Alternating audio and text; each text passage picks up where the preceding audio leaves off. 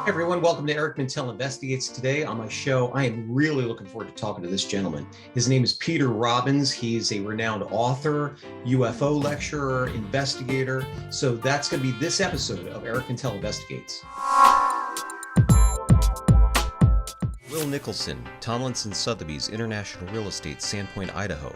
Shanghai Jazz, Madison, New Jersey. McCool's Red Lion Inn, Quakertown, Pennsylvania. Beautiful Peddler's Village, Lahaska, Pennsylvania. Norris McLaughlin, Allentown, Pennsylvania. New Spirit Old Soul, Boyertown, Pennsylvania.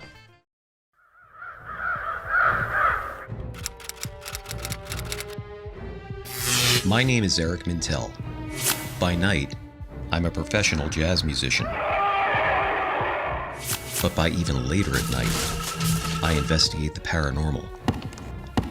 I, along with my team at Eric Mintel Investigates, travel the country investigating all things paranormal. This is Eric Mintel Investigates. And ladies and gentlemen, as promised, here he is, Peter Robbins. Peter, thank you so much for joining us today. Eric, it's my pleasure. And, I have followed your work over the years, and I know that you are an author, you're a lecturer, but you're so much more than that. You have worked on so many different cases and have worked with some incredible people in the UFO community over the years. I always ask my guests, like right off the bat, what was the fire in the belly that really wanted you to study this paranormal phenomenon, UFOs, and try to get the answers? What was that? What was the catalyst for that? For me, it was simple. I have to say, to start with, I had absolutely no interest in this subject at all. Growing up, I had lots of other interests, and it was a much more innocent time. I born in New York City, lived most of my life there, but came of age in a village about 30 miles east of Manhattan. And as a kid, one late morning, playing with my sister Helen on the front lawn, coming in at a high rate of speed, we saw 5 silvery white disc-shaped objects, obviously metallic, in a very precise V formation. V as in Victor. Wow. Close enough to make out regular detailing around the edge of each, that when we first talked about it many years later, because it was a memory that I simply couldn't deal with and repressed for many years, that we could only read as windows. And it was overwhelming to me. My only thoughts about UFOs, or the flying saucer phenomena, as they would have been called when I was a kid, was in the B movies that I was lucky enough to see on a Saturday with some of my geeky friends at the Fantasy Theater. And I think I intuited that the subject was a fantasy, and that there was ridicule attached. And all of a sudden there they were. And it made me have to question everything I thought I knew, which was more than I could really deal with. And that memory was submerged within a matter of weeks. I had made myself forget about it, and went on with my life stream, which primarily was to become a New York City-based artist. And 14 plus years later, I was living that dream with a loft down in Chinatown, and starting to show my work at galleries, working in a number of the big downtown galleries once a month or so, being the guy that would go in, take down the show, pull the nails, fill the holes, repaint, hang the new show. And all of a sudden, this memory reemerged. And I was overwhelmed, Eric, absolutely gobsmacked. I thought I was going crazy. How could anybody forget something so profoundly important? Wow. But we know this happens. It's a human function. Absolutely. And after thinking out how to deal with it, I phoned my sister, who is an aspiring poet, soon to be an award-winning, gold and platinum award-winning recording artist and writer for the Blue Oyster Cult, etc. Oh my God. And did not tell her what I remembered. I had the forethought to say, I have remembered something from childhood. I need to know what you remember, and setting the scene. And she cut me off and basically told me what I remembered. Wasn't sure whether it was 5 or 6, which we worked out very quickly the next day with a painting I had done. But then she told me something that completely transformed my life. People say my life changed overnight. Mine changed in about 30 seconds. She told me memories that had always remained conscious for her of archetypical, what we now would call abduction experiences. At the time, I had no idea in hell what to call them. I had never heard of anything like it, but we were very close. I knew that she wasn't lying intuitively. And it really shot a hole in the heart of my passion for what I was doing. And rather unwillingly, on a certain level, my obsession was immediate, and I just started to learn more about it. And here I am all these years later doing this work. When you step on the beautiful grounds of New Spirit Old Soul, you get that familiar feeling. That feeling of being home. A husband and wife team bringing a unique architectural salvage to every home or business. The grounds can also be rented for that special occasion or a private event. Goods for the uncommon home. New Spirit Old Soul.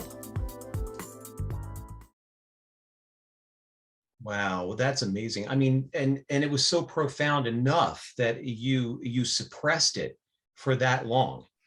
And do you remember so you're taking down a painting or something, and it just came back to your conscious memory, or was there something prior to that could have triggered that? Yes, I think there were several triggers. Probably the most important was that my mind was ready to deal with this subject.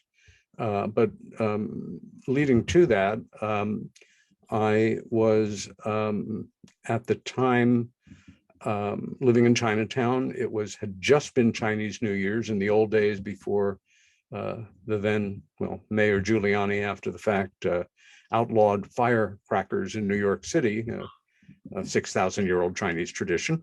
You couldn't sleep for 2 or 3 days because it went on all night. I think also my mind was more opening to the unusual. My painting and drawing work reflected ancient mysteries, the pyramids, fragments of Mayan pottery, you name it. And I was very overtired and very, I guess, just open. And that memory came roaring back like a freight train. Wow. Now, have you taken some of those memories? Have you drawn those memories?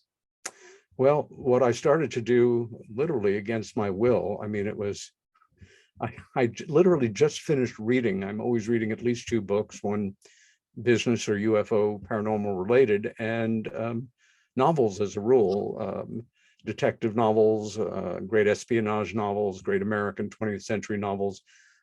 Just the other day, I finished reading Steven Spielberg's original novel, Close Encounters of the Third Kind, and was reminded of Richard Dreyfuss's wonderful characterization, very much reflective of the character in the book, of totally freaking out his family, building the Devil's Tower from mashed potatoes and ultimately a 9-foot thing in his study. I just started drawing UFOs, flying saucers, rows and rows of ellipses. I couldn't stop for weeks after, and then realized it was not helping me being taken seriously professionally, and found a way to use that imagery as an allegory for man's fear of the unknown, and began to rework it and not blurt out everything I was thinking and saying because it socially isolated me. What I'm taking away from this is that here we are 10 years, like say to even 10 years ago, we wouldn't have even really been even having these conversations in a serious light. This is a serious matter. Now we're in an era where the government's saying, look, these things are real, and so all of these other things, abductions, everything that goes right down the line to all of this, this revelation of, hey, this has been going on for a long time. Yes. We need to listen to these people that are having these experiences. Correct. And not discount them, and it made, to me, what it sounds like, it's almost like they imprinted at you. They imprinted these impressions. And it was so much so that you, in order to get that out of your out of your conscious, you went to the canvas and drew these. Well, I think writers and painters and other creative artists, musicians, to a degree, if they're passionately involved in some aspect of their work, literally exorcise, Yeah. take what's inside and put it outside. So that's a fairly natural function of creativity on a certain level. Mhm. At the same time, I smile because as a self-educated, self-employed investigative writer in this subject, I will zone in on a topic that I am interested in, passionate about, curious about, and then develop it sometimes over the course of years or decades. And one subject that I started to think about early on and then put aside, picked up, put aside, literally been toying with for 30 years was how did UFO ridicule become such a virulent factor and such a powerful factor in keeping Americans and the Western world cowed about coming forward on this subject, because it made no intuitive sense. How did it get wired up that me saying to you, Eric, I saw something in the sky last night that I couldn't understand. I had never seen like it before. In a logical, ridicule-free world, you would probably say or think, gee, that's interesting. I wonder what it was too, as opposed to immediately and ferociously going to, what's wrong with Peter? Is he mentally ill? Does he want to hoax me? Does he think this is a way to get famous? Is he a cult member? It made no sense. And it drove me back to the summer of 1947. And I like investigations. I like being out in the field and dealing with people, but I'm also geeky enough to like going through archives and libraries and out of print books and declassified documents and trying to find the threads to come together to help tell a story. Judith A. Harris, attorney, partner, and chair of the Estate Trust and Tax Group of the law firm of Norris McLaughlin, with offices in Allentown, PA, Bridgewater, New Jersey, and New York City. Norris McLaughlin is a full-service law firm handling matters ranging from estates, trust and tax business law, litigation, real estate, intellectual property, healthcare law, municipal law, and immigration law, just to name a few. Norris McLaughlin. And in fact, just a week and a half ago at a very major conference every year in this country, the International MUFON, Mutual UFO Network Symposium, which was held this year in Denver, I gave a paper called The Origin of Ufo Ridicule. And it did not happen by accident. And it is changing and began to shift massively about 5 years ago. And you're right, we are in a healthier period of time now. The government is at least officially acknowledging that there is the reality of something out there that we cannot account for. Politicians are coming forward, as well as media people, scientists, and not fearing for their reputations or that they're going to be made fun of. All that's good. Yeah. At the same time, it's a kabuki. It's a soap opera. It's being stage managed brilliantly, and the forces that be, if they're able, will drag their feet for another 100 years. Not talking about anything remotely exotic, just that we're dealing with a real mystery. Exactly. And like we just had those congressional hearings about the UFO phenomena. And I mean, it was great that they came out and said, yes, these things are real, but we don't have any of these vehicles. And, you know, so that's always a touchy subject. And I think you're right there, you know, where it's a drama that's just going to keep being talked about, but at least it's being talked about.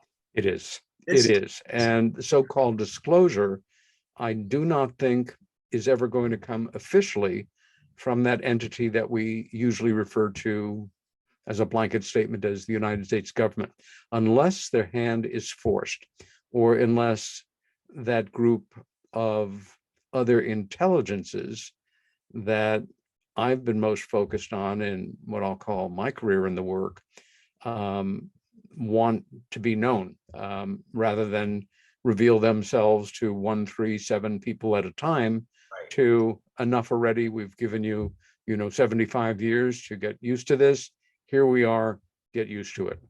Exactly. And, you know, the other thing is too, it just, you know, we keep seeing the Navy Tic Tac UFO, but there is a lot more footage than just that. There is just so much more. Let me ask you this too. Did you try to regress under hypnosis what happened to you when you were a child?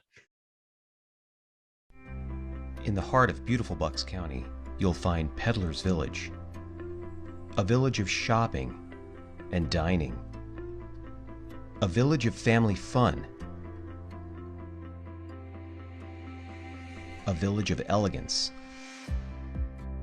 Visit Peddler's Village today and make memories that last forever. Did you try to regress under hypnosis what happened to you when you were a child? Not initially.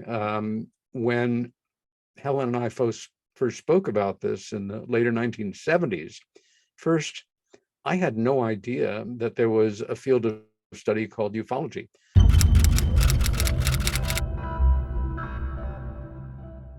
I didn't know there were UFO conferences. I didn't know a soul that was interested in the subject. I knew Helen and I were sane as we could be, and that we saw what we saw, but I figured everybody else was crazy or, looking for attention or what have you. And by a series of circumstances over that first year, I was very fortunate in connecting with 3 of the 4 people who would become my major mentors in the work. The third of which, and certainly the most influential, was a man named Budd Hopkins, a fellow painter, who was also just becoming very interested in the subject, had published his very first case in, of all places, a weekly New York newspaper called The Village Voice, which is mostly known as a progressive political newspaper. And one afternoon, again, less than a year into my obsession with this subject, I was walking by a newsstand in New York and I saw a headline that said, "Sane man sees UFO." I bought it. I took it home, read it, was very impressed. It was extremely well researched and written. And it was written by a man named Budd Hopkins. The New York art world is incestuously small. I knew there was a painter, had started out as late period abstract expressionist with that name, went to the New York City phone book, found that one person in the phone book by that name, figured maybe it's the same guy, called him and introduced myself as a fellow painter. And his very first question to me on the phone did not go well. For the beginning of a very special 35-year friendship and work relationship, it was, "Tell me about your artwork." I came out of a minimalist, constructivist, conceptual background emerging in the 70s. He was, a painter, a abstract expressionist moving into more hard-edged work. He was not thrilled, but he was interested in my sister's experience. And a few days later, we met at his home for coffee and a lot of talk. And that friendship developed over the next 5 years. And then in 1981, he published his first book called Missing Time, which was a game changer, not just in the world of UFO studies, and the first serious study of the abduction phenomena from a scientific point of view via cases, but it also gave the English language a new phrase, which people understand is paranormal, UFO related. In the heart of Quakertown, you'll find McCool's Red Lion Inn, a beautiful, historic restaurant where friends can gather and enjoy award-winning food and drink time and time again. And next door, step inside the beautiful McCool's Arts and Events Center and wait for the show to begin. McCool's Red Lion Inn.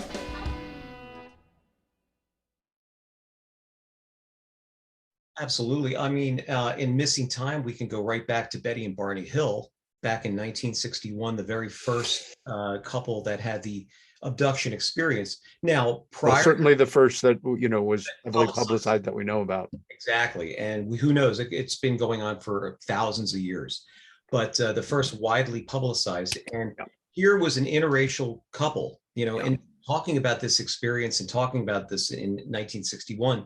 That was amazing. And they had missing time too. They lost about 2 hours. coming back from Niagara Falls back to New Hampshire. So that missing time is definitely a recurring theme in a lot of these cases. It is. What has been, would you say, one of the most like baffling cases for you that's just kind of like not kept you awake at night, but it's always there? Well, I guess the first one that I started with, my sister's experience, and how the details that she imparted to me that she had consciously remembered, and at the same time never felt compelled to talk about, which I think was quite wise on a certain level. And she did not feel the need to broadcast it, where I struggled to keep it submerged. That the details that she gave me have been like a template for several hundred other cases that I'm even remotely aware of, and sometimes word for word in terms of the experiencer's description of their experience and what they remember being told telepathically by the beings that they were involved with, and their surroundings on board, whatever they were on board. So that would be the first. Budd worked for 35 years in this area of study, pretty remarkable career. Never stopped being a painter, which I think was very much a saving grace for him. And it was very moving to me after he passed 11 years ago, that in the New York Times obituary, which was 2/3 of a page with 2 photos, something usually reserved only for, world leaders and movie stars and things, that the headline referred to him as abstract expressionist. Wow. And in the 2 parts of the obituary that referred to his work, it was done respectfully. My point being that I know that he looked into over 800 individual cases. I know that for a fact because I was there for at least half the time, and part of my job was to log in information into a dual set of basically ledgers. Every interview, every regressive hypnotic session, and he trained under a real master, a psychologist named Aphrodite Clamar, and did something I'm yet to find another practitioner who has done. For the first 7 years that he did that work, he did it under her. He didn't just go off on his own like most people do. Not that that's a bad thing if you're qualified, Sure, empathetic, sensitive, etc. But I worked to one degree or another, and it might have been no more than answering a letter or doing an intake interview or sitting with an individual, to 6 years devoted to one case, over 200 cases. And the amount of detail, similarity, actual physical evidences, which most people either don't know about or discount, involved in abduction cases, put me in a position where I have to describe myself as somebody who no longer has the luxury of disbelief. Looking for a vacation home? Look no further. Will Nicholson of Tomlinson Sotheby's has just what you're looking for. World-class entertainment at Schweitzer Mountain or water sports at Lake Pend Oreille, Idaho has it all. Fresh powder skiing, live music, multiple restaurants, and downhill biking in the summer. And, if you're lucky enough, you might spot Bigfoot. He loves it here. Give Will a call today. The whole subject is fascinating. As you're talking, I'm thinking to myself, how many hundreds and hundreds and thousands of people that have really gone through this, Yes. and that they're afraid still to talk about it. Many more people in the general public are at least willing to accept the possibility that things like this happen. To cross that line and not just say consult somebody who is knowledgeable and experienced, who has established themselves as somebody trustworthy, credible, thoughtful, and respectful, still, even in this more open day, to take that step and declare yourself as having had this experience and put yourself, in the public light on it, is daunting. And I blame no one for not coming forward if that's their choice. You know, and you're right. And I don't care who it is. It could be a CEO of a company. You could be rich, poor, whatever. Someone has had a UFO experience. They've had a ghost experience. They've had some kind of experience that they can't explain. Now, let me ask you this. Have you had any ghost type experiences, or is it just strictly UFO type experiences? When I first started to travel routinely to England, and May was somewhere between my 20th and 25th visit to the United Kingdom, there to speak at a wonderful conference sponsored by Outer Limits magazine in the great city of Hull. I stayed at a bed and breakfast in Suffolk while the years I researched the Rendlesham Forest UFO incident. Mm-hmm. And the people who owned that B&B, they became family. Not like family, they became family. And I saw them, some of the family members in May. The house that they had back then, the B&B, the main frame was from 1600. The physical house had a lot of history, and for an American, you know, it might as well have been a zillion years old. And there was a story attached to that house. Shanghai Jazz has been a staple of gourmet cuisine and incredible live jazz for over 20 years. Owner Tom Donahoe has created an atmosphere where good food and good friends can gather for an unforgettable culinary and musical experience. And don't forget to check out the new Encore Lounge downstairs. Choose from a variety of drinks and wait for the show to begin. Shanghai Jazz, your destination for jazz. That I found very compelling, and that several of the members of that family had had experiences with guests staying there, which led me to believe there is something to this. And also one of my oldest and closest friends, going back to my days in off-Broadway theater management in New York, after her mother passed, my friend's best friend had an experience with her mother several days after the fact that was so detailed in terms of, you know, what she was wearing when she was interred, that kind of thing, how her hair was done.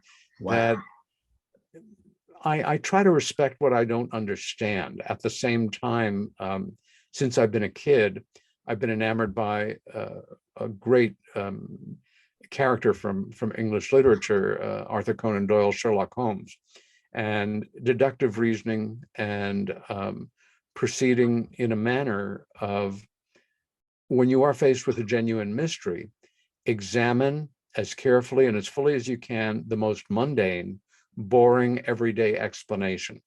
If you are unable to crack it with that, you don't immediately go to the most exotic. You take one step up to the second most mundane.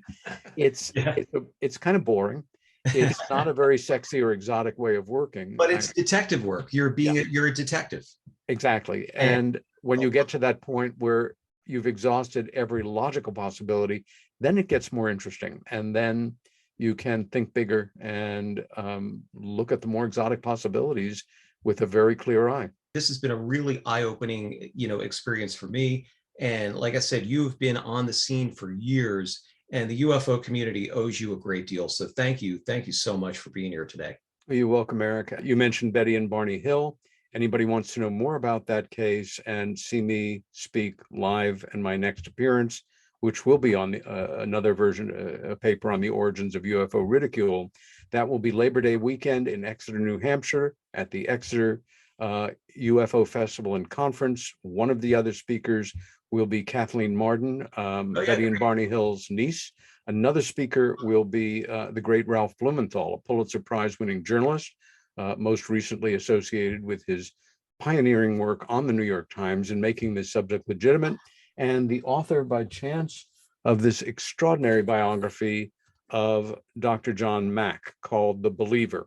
One of the finest, well, for me, the first actual grown-up, like real book biography of somebody who I consider a very dear friend and colleague.